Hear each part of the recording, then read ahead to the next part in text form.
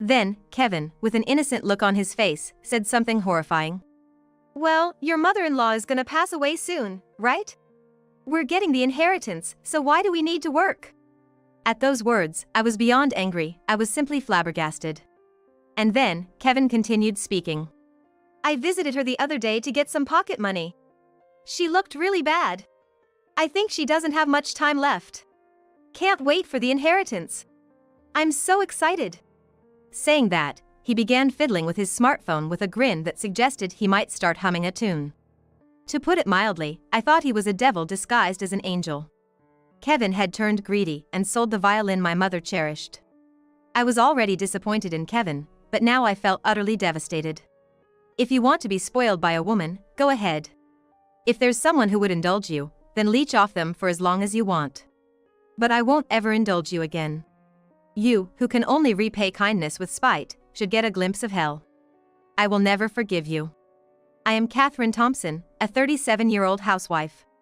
Last year, I married Kevin and we lived together without any children. I met Kevin at work. Once, Kevin joined the company I worked for as a temporary staff member. His elusive attitude, making it unclear if he had any motivation or not, seemed to frustrate the trainers of the new employee orientation. Eventually, the trainers handed him off to me for guidance. When I asked him why he wasn't taking the training seriously, Kevin said, Well, the trainers were men. And old ones at that. If someone like you was in charge from the start, I would have worked harder. And with that, he gave me a mischievous smile. Somehow, Kevin's smile made my heart waver a bit. Even though he was approaching his 30s, Kevin had this charm that evoked a protective or maternal instinct. Back then, not just me, but most senior female bosses adored him. Because I was always guiding Kevin, seeing him get along with other female bosses made me feel a tinge of jealousy. Reading my feelings, Kevin once said, I only want to be taught by you, Catherine. And gave me that carefree smile of his. That's when I started to understand why some women get hooked on those charming ladies' man. Around that time, my mother, Alice, fell ill. She always had chronic health issues, but recently she got so bad she couldn't get up. She decided not to be hospitalized and received care at home. Kevin and I worked for one of the companies managed by my mother. If something were to happen to my mother, I'd have a mountain of things to consider, including the management of the family business and financial matters. I decided to take a leave of absence from work, especially with the wish of caring for my mother. Just when I thought I wouldn't see Kevin anymore, he asked me out. He said, Catherine, I want to be with you from now on. And so, we started dating. After dating for some time and considering marriage, I introduced Kevin to my mother. At that time, my mom, who had been looking pale due to her illness, seemed to brighten up and feel better as she talked with Kevin. I thought to myself, that's Kevin, always charming older women. Still, I was happy to see my mother and Kevin get along so well. Later on, Kevin agreed to my strong wish to keep my family's surname, Thompson. So we decided to tie the knot. Kevin has always had a knack for being pampered. Even when we were dating, I paid for all our dates. That hasn't changed since we got married. Even a year into our marriage, Kevin never reaches for his wallet. Every time the bill comes, he always steps back a bit and looks at me with those puppy dog eyes. And with those eyes, he seems to silently plead. Could you please pay? Seeing him like that, I can't help but feel. Oh well. And I always end up paying. Admittedly, I earn more than Kevin, who's currently a temp worker. Even after our monthly expenses, thanks to my savings, we live comfortably. When I asked Kevin if it hurt his pride as a man that I always paid, he replied nonchalantly. What pride? It's common these days for women to be the breadwinners, ain't it? Even as a temp worker, if Kevin put in a bit more effort, he could secure a full-time position. Up until I took my leave, I felt like I'd given him enough guidance. Not only about work but also about business etiquette and the mindset needed for his job. I also wanted Kevin to understand the responsibilities that came with marriage. However, against all my expectations, Kevin quit his job all too easily. When I pressed him for a reason, Kevin, with a seemingly innocent face, asserted a shocking statement. Why work? Your mom's gonna pass away soon, right? We'll inherit her assets, so why bother? I was flabbergasted and couldn't even muster anger at his words. Then Kevin continued. You know, I went to see her the other day to get some allowance, but she looked pretty bad. I think she won't last much longer. Can't wait for the inheritance. It's gonna be exciting." Saying that, he began fiddling with his smartphone, a smirk on his face as if he might start humming any second. That was the moment I realized that Kevin, to put it mildly, was a devil in an angel's disguise. I was at my mother's house again today. By the afternoon, my sister Mary had returned to our mother's house. Mary had married young, and her kids are already in college, living on their own out of state. Her husband, Bob, is on a business assignment abroad, so Mary has been staying at our mother's house lately.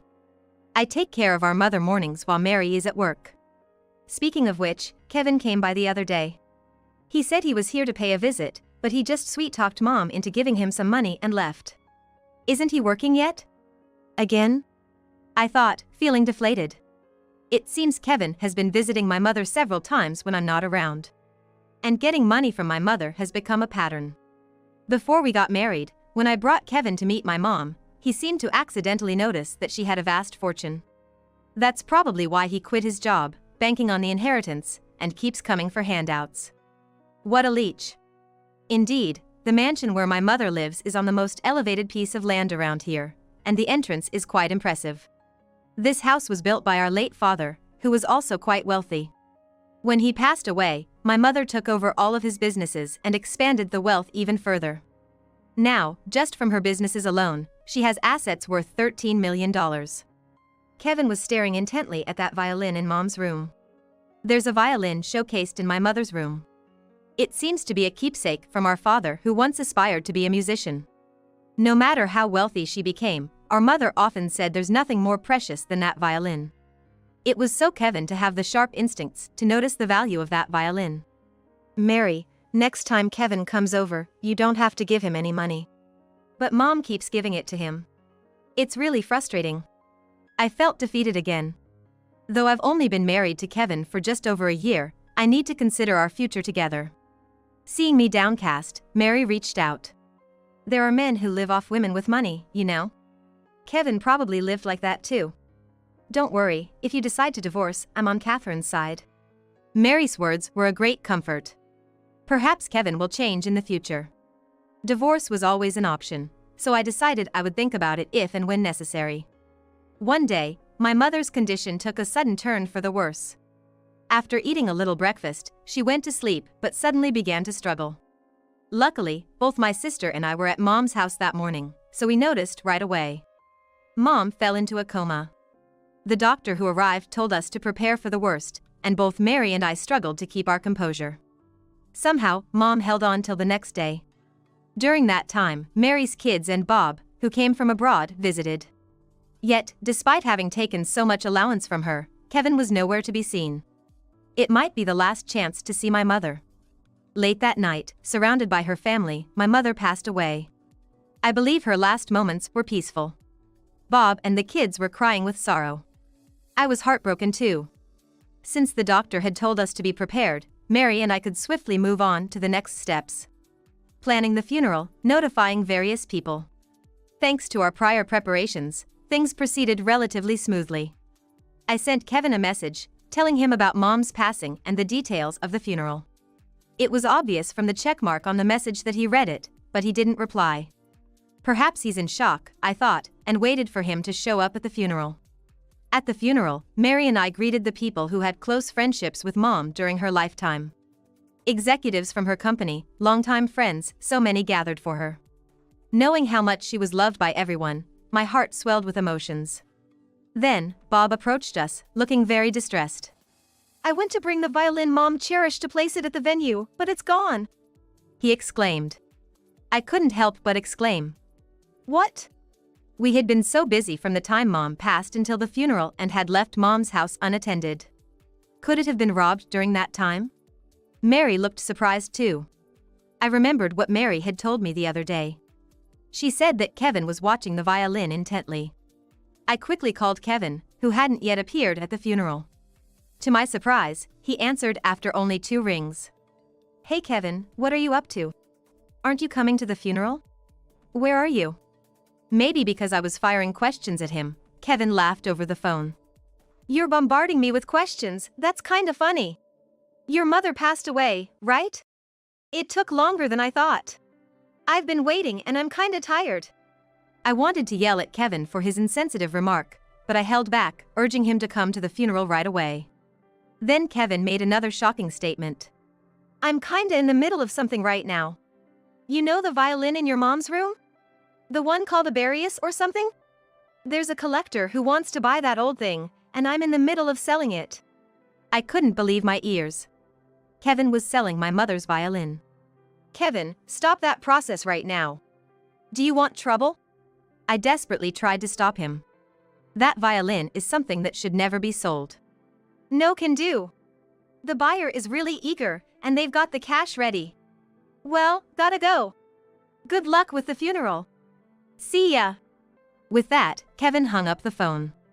I couldn't share this about Kevin with everyone at the funeral. I decided to discuss it with Mary and Bob later on. Driven by greed, Kevin had sold the violin my mother cherished. I was already disappointed in Kevin, but now I felt utterly devastated. If you want to lean on a woman, go ahead. If you have someone who'll let you, then keep doing it and live off them. But I'm never gonna pamper you again. You, who can only repay kindness with malice, should go through hell. I will never forgive you. I screamed in my heart. After the viewing and the burial, Mary, Bob, and I took a brief rest at my mother's house. Just because the funeral was over, didn't mean everything was settled. My mother had a broad range of businesses, so there were a lot of things to sort out. But before that, I had to settle things with it. It's about Kevin. In the end, Kevin didn't show up for the entire funeral, including the viewing or even the burial. Considering how much he had leaned on my mother, I've totally given up on him because he didn't even say a last goodbye. What finally made me so was that Kevin had sold that violin. I hadn't yet told Mary and Bob about it. Anyway, I wonder where Mom's violin ended up. Depending on the situation, we might need to consult with the police. Mary, unaware of everything, looked concerned, resting her chin on her hand. Well, we might have to get the police involved. Catherine, I called someone who knows about the violin, so it'd be good to hear from them directly. Oh, look, here they come. As I said that, a loud engine noise could be heard from a distance. The sound of the engine stopped right in front of our house. Soon after, the sound of a car door slamming shut was heard. And just as I thought that, without even ringing the doorbell, Kevin burst into the house. Hey, Catherine, sorry I missed the funeral. Did a lot of sympathy money come in? Is he really, being as insensitive as this extent, a human? Mary and Bob clearly looked displeased. Kevin, why didn't you show up at the viewing or the burial? After all the things Mom did for you, aren't you sad about her passing? I tried to keep my anger in check as I confronted Kevin a bit. Kevin replied sarcastically. Well, I'm sad, you know? I won't get any more allowance, right? When I use Mom's money for the slot machines, I win quite often. Guess folks who are good with money have luck as well. And without waiting for me to bring it up, he started talking about the violin himself. Turns out, you can't get an inheritance right away. I couldn't wait for all the legal procedures, so I asked an acquaintance to sell the violin at Mom's room. At Kevin's words, Mary's eyes widened in shock. What? You sold it? That violin? Bob, sitting next to her, looked just as stunned. Yeah, and I sold it for $170,000, so I went ahead and bought a car. Hearing this, Mary burst out laughing, her face turning bright red. A moment later, Bob also broke into loud laughter. Only Kevin looked baffled. Did you really sell it for $170,000? Mary couldn't stop her laughter. Kevin looked at me with a scowl, as if saying, What do you mean? All I could say was, I'm sorry for your loss. Now, Kevin's face turned beet red with anger. It was a rare expression for Kevin, who normally never got angry. I began to feel amused. Was that loud car just pulled up yours? I teased Kevin, asking him. Kevin, trying to keep a straight face, began to brag about his car which he claimed to have bought for $170,000. Oh yeah. You know this house is right on top of a steep hill, right? It used to be tough getting up here, but that car has some serious horsepower. So, hills like this are no issue at all. Kevin sounded so smug, it was comical. Watching him, Mary, who had been laughing her head off, chimed in. Kevin, you made a mistake. You shouldn't have sold that violin. It might even be illegal. That violin is a replica. Kevin looked bewildered for a moment. Even if it's a replica, it's crafted so well that an amateur might not tell the difference. Mary continued. However, for someone who loves violins enough to collect them, they'd spot the difference in an instant. My dad wanted to be a musician when he was young. But, of course, he didn't have much money back then. He couldn't afford a real violin he always admired. One day, he got a replica that looked just like the real thing. Still, my dad cherished that violin. He even played it when he proposed to my mom. She was so happy with it, even after my dad passed away, she took good care of that violin. Listening to Mary, Kevin's expression grew tense. I wondered how and to whom he had sold it. He probably chose a shady dealer. I had a certificate with it. When I said it was owned by a wealthy person and came with a certificate, someone wanted to buy it immediately. Both Mary and I sighed. His thinking was just too naive. Kevin, you should have checked it carefully. That wasn't a certificate. It was a love letter from my dad to my mom, mimicking a certificate. He probably gave it to Mom when he proposed her. I wonder how the buyer will react when they see it. It's gonna be interesting, I said. Kevin's face turned pale. Honestly, I couldn't feel sorry for Kevin at all. Even if it was a replica, he had no right to sell Mom's cherished possession. I was not about to let him off the hook. At that moment, Kevin's cell phone rang. With a pale face, Kevin answered the call. Hello? As he said it, I could hear the furious shouting from the other end of the line. Hey, Kevin, what did you do? The buyers lodged a complaint. They said it was clearly a fake, they could tell at a glance. They're demanding $170,000 back now. They said they're gonna report you to the police if you don't pay. Just as I had thought. The person on the phone was probably the broker who had facilitated the sale. It's questionable that the broker didn't verify the item properly, and the buyer, for wanting to buy such a rare item for immediate cash without proper verification, is equally to blame. In any case, it doesn't seem like a legitimate transaction. Anybody who have a good judge can tell a knockoff from the real deal in a heartbeat. Even though it was my mom's treasured item, there's no way it's worth $170,000.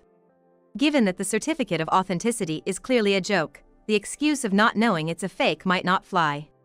Kevin was desperately trying to reason with the broker, but it looked like his only options were to refund the money or face the police. Just after buying a new car, Kevin ended up having to part with it. He hung up, looking utterly defeated.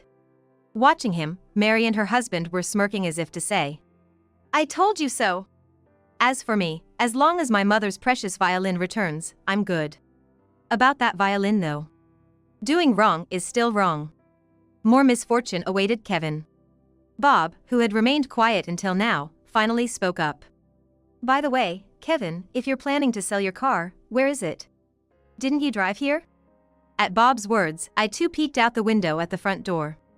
Indeed, Kevin should have arrived by car, but Kevin's car wasn't where it was supposed to be parked in front of the entrance. That can't be, I locked it. Oh, no! Realizing something, Kevin rushed outside barefooted, only to find his car had rolled down the street and crashed into the fence of a large house down the hill. Geez, did he forget to set the handbrake or something? I sighed, watching Kevin race towards his wrecked car. Unfortunately, the car hit from the hood and the front of the car was smashed in. It might be tough to sell. It seems it's going to cost a fortune to get it fixed.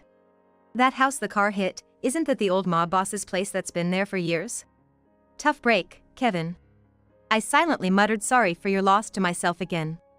Not long after Kevin headed to the scene of his wrecked car, we went over to Mr. Mob Boss's place to apologize. After all, we were family, so we sincerely apologized for what Kevin did. Interestingly enough, the boss has been a neighbor for a long time and seemed to be good friends with my mother.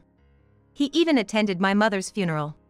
The gentlemanly boss, in turn, expressed his condolences for our mother's passing and seemed to notice that my husband, son-in-law, was not at the funeral. This time, he stated that because it was solely Kevin's recklessness, he was the only one to be held responsible. As we were leaving, I glanced at the wall the car hit. It was heartbreaking to see the fine brick wall damaged. The moment we all got back to Mom's house, Kevin started talking about the inheritance again. Hey Catherine, when am I gonna get my share of the inheritance? Man, if it wasn't for Mom's inheritance, it would have been over.